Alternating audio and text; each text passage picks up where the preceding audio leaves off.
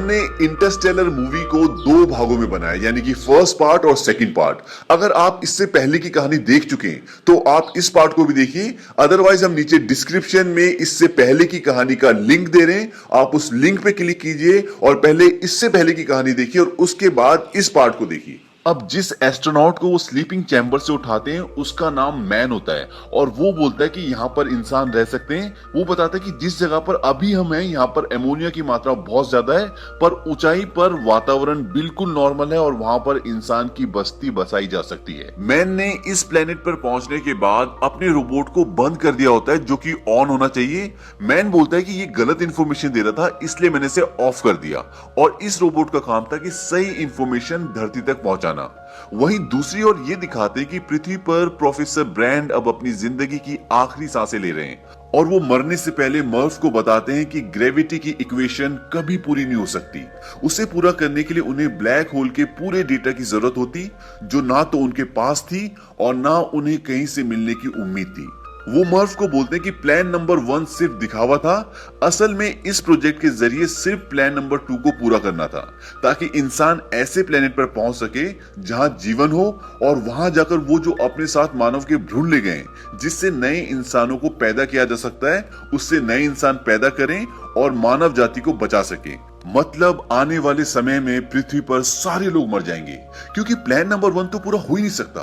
अब मर्फ professor brand की बेटी को वीडियो मैसेज रिकॉर्ड करके भेजती है और बोलती है कि प्रोफेसर ब्रैंड अब इस दुनिया में नहीं रहे और वो उन्हें वो सारी बातें बताती है जो प्रोफेसर ब्रैंड ने मरने से पहले मर्फ को बताई होती है। वो बोलते क्या इस धोखे के बारे में मेरे पिता को पता था? वो ये पूछते कि क्या आपको पता था? और इस मैसेज को कूपर भी देख लेता है, पर इस बारे में प्रोफेसर ब्रैंड की बेटी एमिली को कुछ भी पता नहीं होता। अब कूपर ये डिसाइड करता है कि वो इस ग्रह से सीधा पृथ्वी पर लौट जाएगा और अपने बच्चों से मिलेगा। तभी उनका एक साथी कूपर को बोलता है कि जब तुम पृथ्वी पर लौटोगे तो ब्लैक होल का चक्कर लगाते हुए जाना और टार्स जो कि एक रोबोट है उसे ब्लैक होल में छोड़ देना ताकि वो सारा डेटा कलेक्ट करके पृथ्वी पर भेज दे जिससे प्रोफेसर ब्रैंड की ग्रेविटी के अधूरे काम को पूरा किया जा सके और पृथ्वी के लोगों को बचाया जा सके। अब इस प्लेनेट पे कूपर को यह पता लगता है कि मैन जो कि इस प्लेनेट पर था उसने सबको धोखा दिया है और इस प्लेनेट के किसी भी हिस्से में इंसान नहीं रह सकता। मैन गलत डेटा भेजता है और अपने रोबोट को ऑफ कर देता है ताकि उसका रोबोट सही डेटा ना भेज दे और अगर सही डेटा पृथ्वी पर चला गया तो यहाँ कोई नहीं आएगा और वो यहाँ से कभी नहीं निकल पाए। यही कारण होता है कि मैन गलत डेटा भेजता है। मैन कूपर को मारने की कोशिश भी करता है। दरअसल उसका प्लान होता है कि वो इन सब को मार दे और अकेला पृथ्वी पर जाए ताकि वहां जाकर वो कोई भी झूठी कहानी बना दे और उसे झूठा साबित करने के लिए वहां पर कोई ना हो। पर प्रोफेसर ब्रैंड की बेटी एमिली कूपर को बचा लेती है लेकिन वो उनके एक साथी को मार देता है। अब मैन अपने फ्लाइंग ऑब्जेक्ट में एंड्योरेंस की ओर जाता है जो कि उनका स्पेसशिप है और वो अंतरिक्ष में है ताकि वो उससे पृथ्वी पर जा सके। पर जब वो अपना फ्लाइंग ऑब्जेक्ट उससे कनेक्ट करने की कोशिश करता है तो एक जोरदार ब्लास्ट होता है और उस ब्लास्ट में उसकी मृत्यु हो जाती है।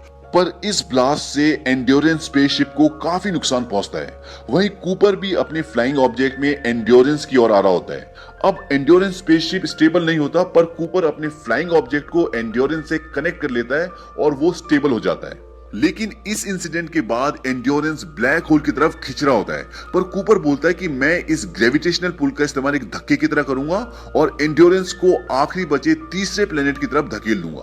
इसे साइंस की भाषा में स्लिंग शॉट कहते हैं जिससे किसी भी यान को ग्रेविटेशनल फोर्स की मदद से स्पीड देते हैं। आपको बता दूं कि जब मानव पृथ्वी से किसी भी दूसरे प्लेनेट पर जाते हैं तो वो स्लिंग शॉट का इस्तेमाल करके ही जाते हैं। अब स्लिंग शॉट से वो अपने मेन शिप को उस तीसरे ग्रह की तरफ धकेल देते हैं और अपने रोबोट को ब्लैक होल में प्रवेश करवा देते ताकि वो ब्लैक होल का पूरा डेटा भेज दे और प्लान नंबर 1 को कामयाब करके पृथ्वी के लोगों को बचा लें। पर रोबोट के ब्लैक होल के अंदर जाते ही उससे संपर्क टूट जाता है। इसके बाद कूपर अपने फ्लाइंग ऑब्जेक्ट को भी मेन शिप जिसका नाम एंड्योरेंस है उससे अलग कर देते हैं ताकि उसका भार कम हो जाए और अब एंड्योरेंस में अकेली एमिली बची है जो बचे हुए आखिरी यानी कि तीसरे प्लेनेट की ओर जा रही है। कूपर ऐसा इसलिए करता है ताकि प्लान नंबर 2 को पूरा किया जा सके और मानव के अस्तित्व को बचाया जा सके।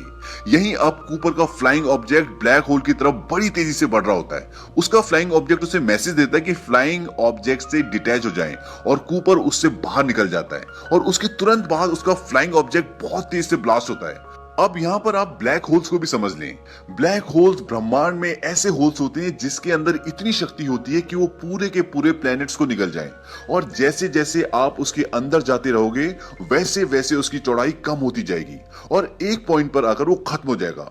पर जैसे ही कूपर बाहर निकलता है वो ब्लैक होल के अंदर ना जाकर एक टेसरेक्ट में पहुंच जाता है और अब कूपर का रोबोट भी उसके संपर्क में आ जाता है और वो भी इस जगह को देख सकता है। उसका रोबोट बताता है कि फिफ्थ डायमेंशन के लोगों ने ह्यूमैनिटी को बचाने के लिए ये टेसरेक्ट बनाया है और इस टेसरेक्ट में वो समय में आगे पीछे जाकर किसी भी पहलू को देख सकता है। वो इस टेसरेक्ट के जरिए अपने ही घर में बनी लाइब्रेरी में पहुंच जाता है जो उसकी बेटी मर्फ के कमरे में होती है, जहां उसे मर्फ दिखती है जो अभी बहुत छोटी है और कूपर किताबें गिराकर उसे अपनी मौजूदगी का एहसास करवाना चाहता है। पर मर्फ समझती है ये कोई घोस्ट है।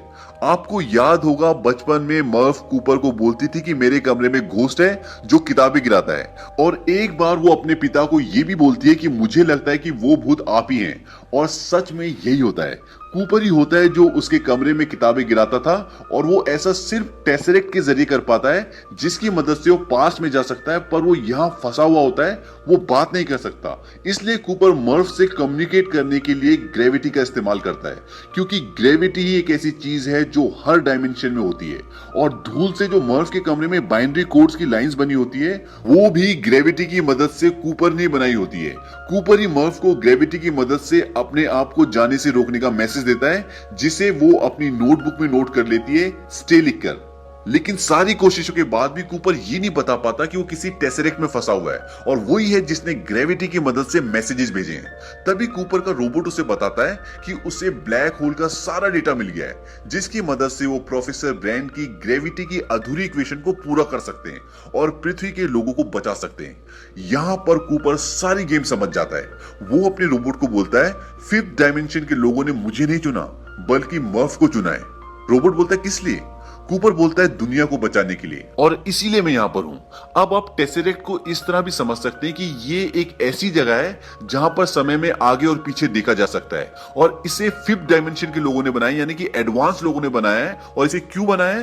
ताकि वो इंसानों को बचा सके क्योंकि पृथ्वी अब खत्म हो रही है और जो एडवांस लोग हैं उन्हें पता है और वो कूपर के जरिए सारी इंफॉर्मेशन मर्फ तक पहुंचाना चाहते हैं और इसीलिए उन लोगों ने इस टेसरेक्ट को क्रिएट किया है ताकि यहां से पर सारी इंफॉर्मेशन मर्फ को दे दे और मर्फ पूरी दुनिया को बचा ले। इस हिस्से को आप एक बार फिर से समझ लें।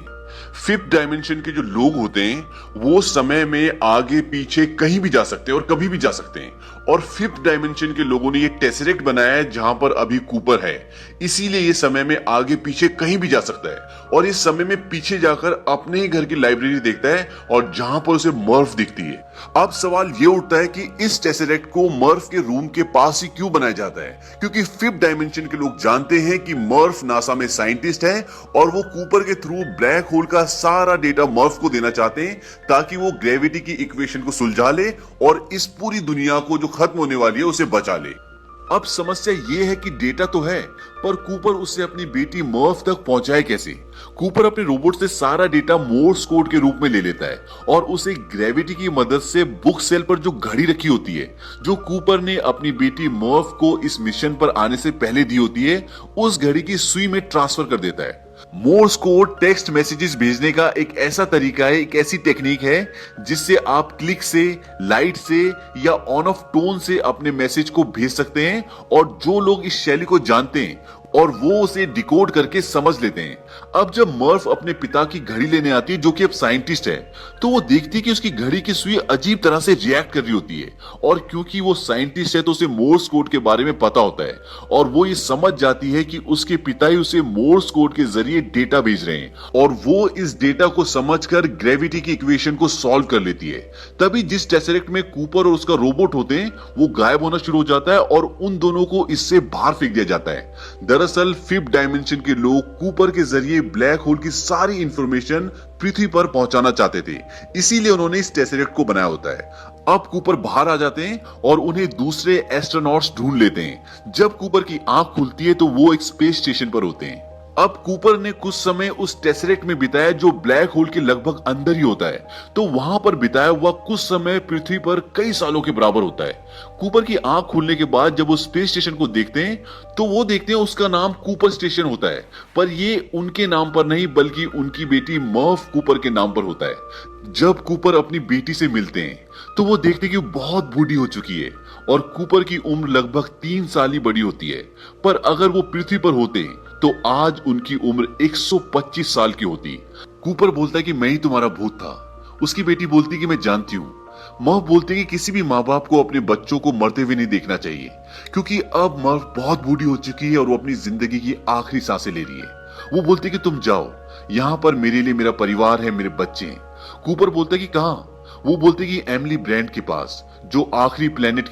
और अंत में ये दिखाते कि एमिली उस ग्रह पर अकेली होती है और वो अपना हेलमेट निकाल देती है। इसका मतलब ये है कि वहां का वातावरण इंसानों के लिए पर्याप्त है और एमिली भी कूपर की तरह जवान होती है और कूपर अपने फ्लाइंग ऑब्जेक्ट में अपने रोबोट के साथ एमिली के ग्रह की तरफ निकल जाते हैं और फिल्म यहीं पर खत्म हो जाती है। इस मूवी के एंड से ये पता चलता है कि इसका सेकंड पार्ट जरूर बनेगा।